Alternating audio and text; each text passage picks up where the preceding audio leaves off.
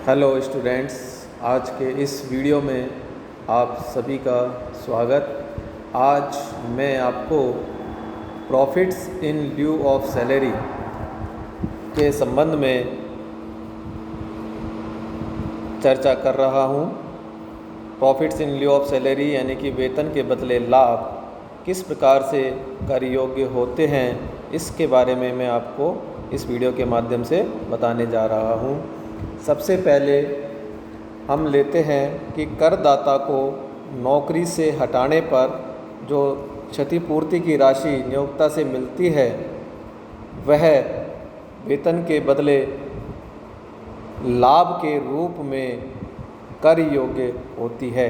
यहाँ पर यह मैं बता देना चाहता हूँ कि उसमें नौकरी से हटाने शब्द शामिल होना चाहिए और नौकरी की शर्तों में परिवर्तन, दो शब्द हैं, नौकरी से हटाने और नौकरी की शर्तों में परिवर्तन के बदले यदि नियोक्ता से कोई क्षतिपूर्ति की राशि करदाता को प्राप्त होती है तो वह क्षतिपूर्ति की राशि कर योग्य होती है और वेतन के बदले लाभ के रूप में सम्मिलित की जाती है। अब वो क्षतिपूर्ति की राशि चाहे कर्मचारी ने अपने अधिकार से प्राप्त की हो या नियोक्ता ने अपनी इच्छा से दी हो, दोनों ही परिस्थिति में वह कर योग्य होती है। सेकंड आता है वर्तमान अथवा पूर्व नियोक्ता से प्राप्त अथवा प्राप्य कोई भी राशि यदि करदाता को गत वर्ष में प्राप्त हो रही है तो वह भी कर योग्य होती है। यहाँ पर एक बात ध्यान रखने की है, यदि नियोक्ता ने पर्सनल गिफ्ट के रूप में कोई राशि करदाता को दी है तो वह वेतन के बदले लाभ नहीं मानेंगे और वह भेंट या वह गिफ्ट कर मुक्त होती है, कर योग्य नहीं होती है। प्रोविडेंट फंड, थर्ड पॉइंट है प्रोविडेंट फंड एवं अन्य फंड में नियोक्ता का अंशदान। नियोक्ता कर्मचारी के प्रोविडेंट फंड में जितनी राशि कर्मचारी की कटती है उतनी ही राशि नियोक्ता भी प्रोविडेंट फंड या अन्य किसी फंड में अपना अंशदान देता है। तो वह भुगतान जो नियोक्ता अपने भाग के रूप में भुगतान करता है कर्मचारी के प्रोविडेंट फंड या अन्य फंड में, तो वह भी वेतन के स्थान पर लाभ माना जाएगा और वह कर योग्य होगा। यहाँ पर कर्मचारी का स्वयं का अंशदान और उस पर ब्याज शामिल नहीं किया जाता है। फोर्थ पॉइंट है महत्वपूर्ण व्यक्ति बीमा पॉलिसी के तहत प्राप्त राशि। कई बार नियोक्ता किसी अपने कर्मचारी के जीवन पर एक महत्वपूर्ण व्यक्ति बीमा पॉलिसी ले लेता है और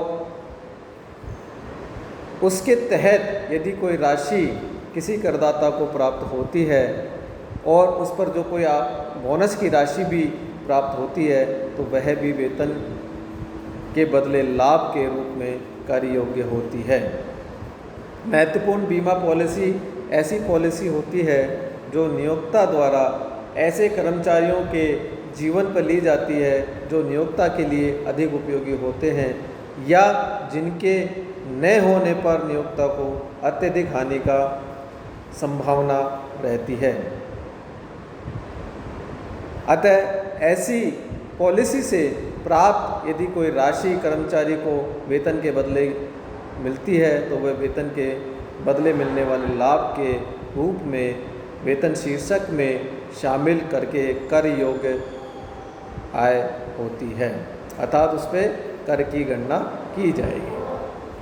फिफ्थ है किसी व्यक्ति के यहाँ किसी कर्मचारी द्वारा सेवा प्रारंभ करने से पूर्व अथवा सेवा समाप्त होने के बाद उस संबंधित व्यक्ति से प्राप्त या प्राप्य कोई राशि उसको कर्मचारी को मिलती है तो वह राशि भी करदाता के लिए वेतन के स्थान पर लाभ के रूप में कर योग्य होती है। अब इसके बाद मैं कुछ अपवाद बता देना चाहता हूँ कि निम्न प्रकार के यदि भुगतान कर्मचारी या करदाता को मिलते हैं तो वह वेतन के स्थान पर लाभ में शामिल नहीं किए जाते हैं। सबसे पहला पॉइंट है मृत्यु अथवा अवकाश ग्रहण करने पर प्राप्त ग्रेच्युटी।